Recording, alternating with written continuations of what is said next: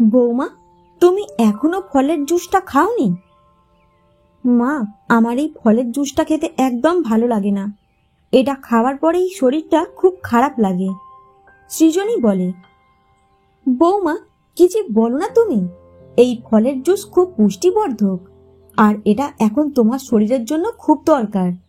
5 মাস চলছে তোমার, 2টো সন্তান গর্ভে ধারণ করেছো তুমি। তাদের কথা তো ভাবো।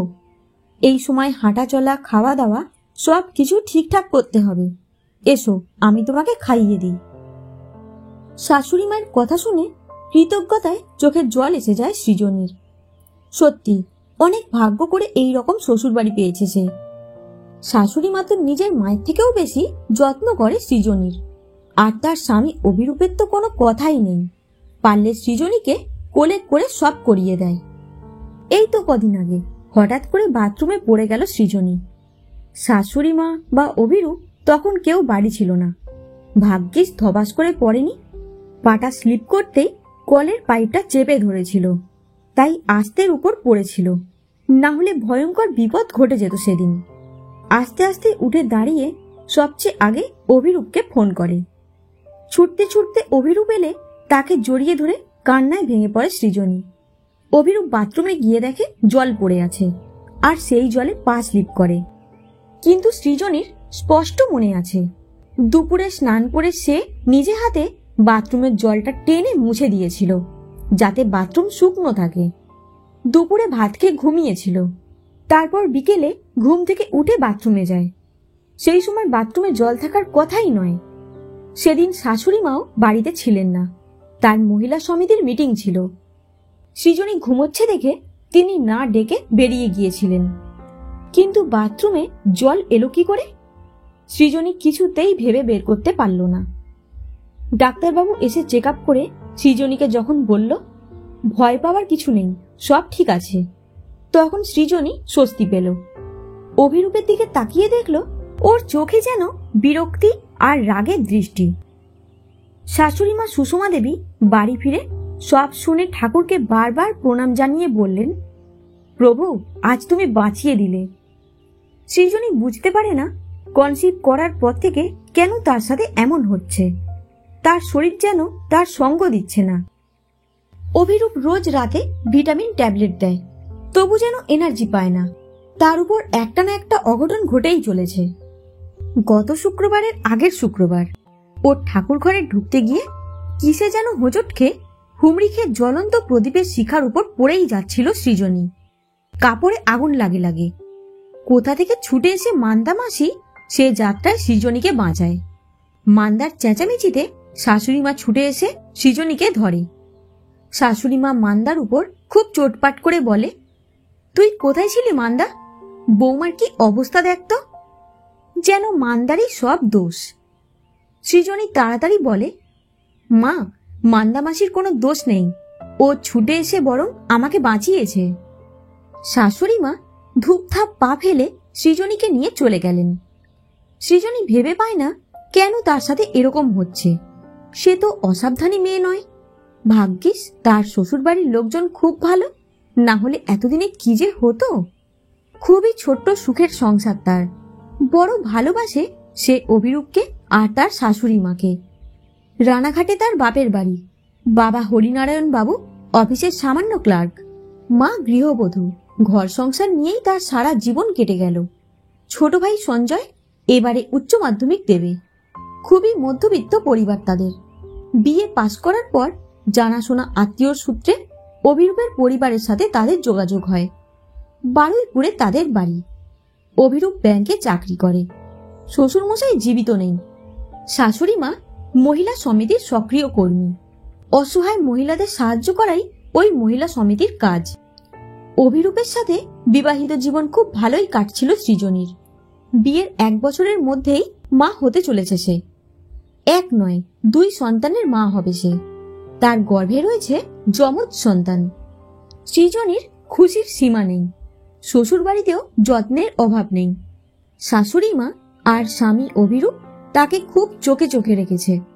আর মাত্র কয়েকদিন পরেই তার বাবা মা এসে তাকে নিয়ে যাবে।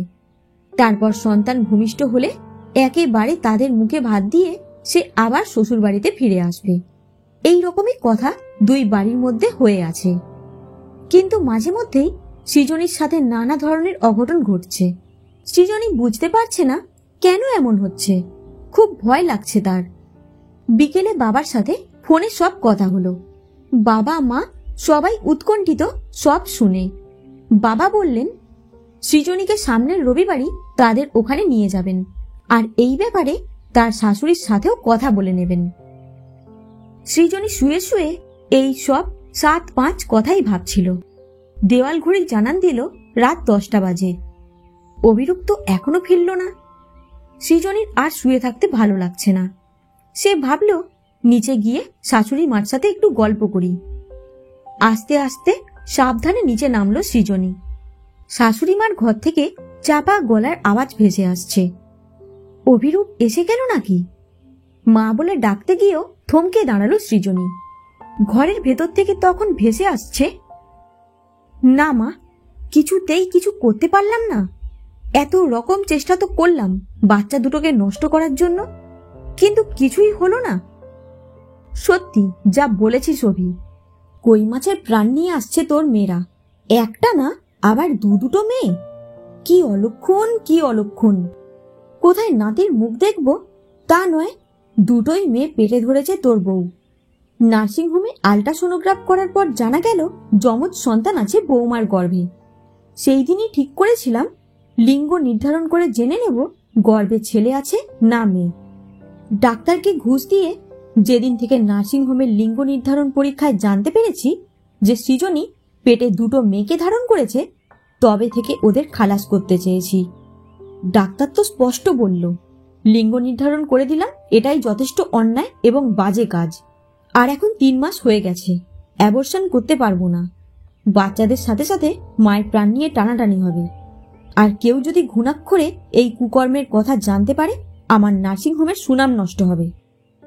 তারপর থেকে বাড়িতে কতভাবে চেষ্টা করলাম বাচ্চা দুটোকে নষ্ট করার, কিন্তু হলো না। সেদিন মিটিংয়ে যাবার আগে সৃজনী ঘুমোচ্ছে দেখে বাথরুমে জল ফেলে রেখে দিলাম। ও মা, হতচ্ছাড়ি তাতেও পড়ল না।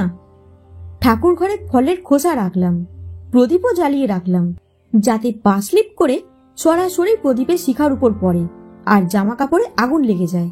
তখন লাফালাফিতে পড়ে গিয়ে যদি বাচ্চা দুটো নষ্ট হয়। ও মা, মুখপুরি মান্দা কোথা থেকে এসে বাঁচিয়ে দিল। আরে মা, আমিও তো ভিটামিন ট্যাবলেটের বদলে মাঝে মাঝে অ্যাবর্শন হওয়ার গুলি দিচ্ছি, তাতেও কিছু হচ্ছে না। শুধু বলছে শরীর কেমন অস্থির লাগছে। আমি পুত্র সন্তানের বাবা হতে চেয়েছি, কোনো মতেই মেয়ের বাবা আমি হতে চাই না। আর এ কথা সৃজনীকে বলা যাবে না।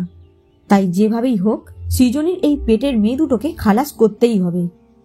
বাবু, তুই এত চিন্তা করিস না, ওই আপদ আমি বিদায় করবই।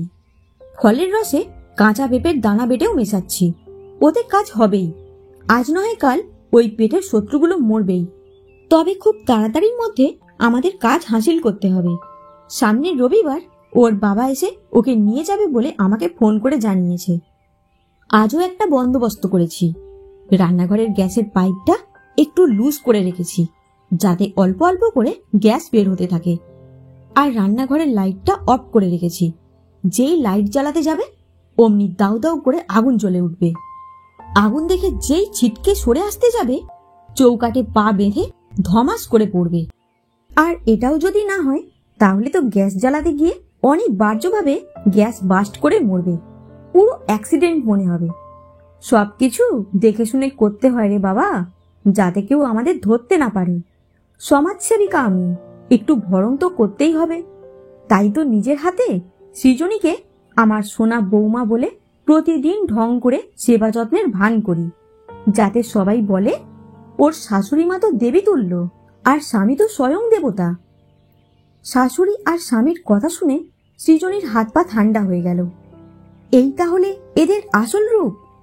অন্যায়ভাবে লিঙ্গ নির্ধারণ করে যেই জেনেছে পেটের সন্তান মেয়ে, অমনি তাকে মেরে ফেলতে চাইছে।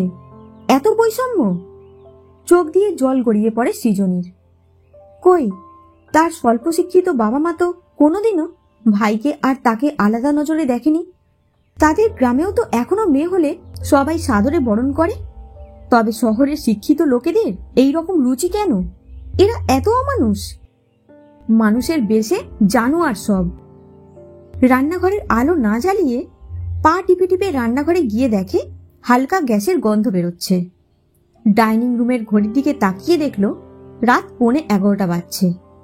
কাল বিলম্ব না করে অত রাতেই বাড়ি থেকে ছুটে বেরিয়ে পড়ল সৃজনী। পাগলের মতো টলতে টলতে কোনো রকমে বারুইপুর থেকে ট্রেন ধরে শিয়ালদাতে নামল। আসার সময় তাড়াহুড়োয় টাকা পয়সা নিয়ে বেরোয়নি, তাই বিনা টিকিটে ট্রেনে চড়তে হলো তাকে। ভাগ্য ভালো অত রাতে চেকার ছিল না, তাই শিয়ালদায় পৌঁছে রানাঘাটের ট্রেনে চেপে বসল সে। রানাঘাটের ট্রেনে উঠেই হাউ হাউ করে কেঁদে ফেলল সৃজনী। অত রাতের ট্রেন, বিশেষ যাত্রী কেউ ছিল না, তবু যে দু একজন ছিল তারা অবাক চোখে সৃজনীর দিকে তাকিয়ে রইল। কোনো রকমে রানাঘাটে নেমে বাড়ি পৌঁছে বাবা মা বলে একটা চিৎকার করে সৃজনী অজ্ঞান হয়ে গেল।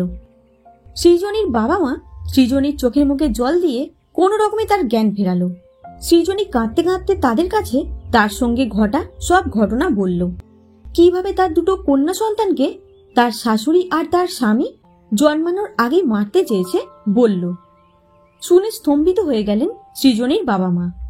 এরা কি মানুষ, না মানুষের বেশে জানোয়ার? পরদিন সৃজনীকে পাওয়া যাচ্ছে না বলে তার শ্বশুর বাড়ি থেকে ফোন এলে সৃজনীর বাবা জানালেন সৃজনী তাদের কাছেই আছে। তারা যেন আর সৃজনীর সঙ্গে যোগাযোগের চেষ্টা না করেন। খুব শীঘ্রই আপনাদের সঙ্গে আমাদের কোর্টে দেখা হবে। ওপাশ থেকে ঝনাত করে ফোন কেটে গেল। সৃজনীর মাথায় হাত বুলিয়ে দিয়ে বাবা বললেন, কোনো ভয় নেই তোর মা, তোর দুই মেয়ে পৃথিবীর আলো দেখবে। তোর শ্বশুর বাড়ির লোক অনেক চেষ্টা করেছে এদের মেরে ফেলতে, কিন্তু ওরা সফল হতে পারেনি। রাখে হরি তো মারে কে? দুই মেয়ের কান্নার আওয়াজে চমক ভাঙে সৃজনীর। তার 2 মাসের 2 কন্যা সন্তান একসাথে ঘুম থেকে জেগে উঠে কান্নাকাটি শুরু করেছে। দ্রুত তাদের দিকে এগিয়ে গিয়ে কোলে তুলে নিয়ে বুকে চেপে ধরে সৃজনী, বলে, দিয়াশা দিয়াশা, তোরা ভগবানের দান। প্রতিদিন সূর্যোদয় দেখা তোদের অধিকার। এই পৃথিবীতে হেসে খেলে জীবন কাটানো তোদের অধিকার। কারো ক্ষমতা নেই সেই অধিকার তোদের থেকে কেড়ে নেওয়ার। সাম্য সবার জন্য।